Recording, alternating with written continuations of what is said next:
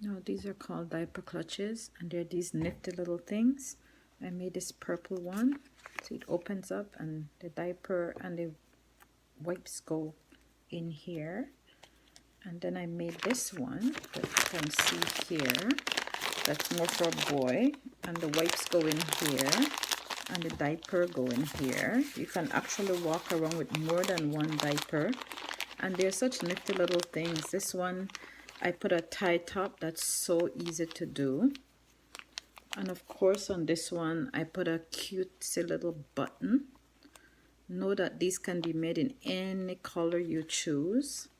I'm hoping I can post them on my Etsy site today, so look out for them. They're going to my pop-up shop for back to school at the Ability Center on September 15th, so go there and check them out. But I just wanted to show you my latest invention.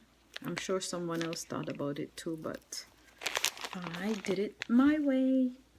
Thank you for watching. Goodbye.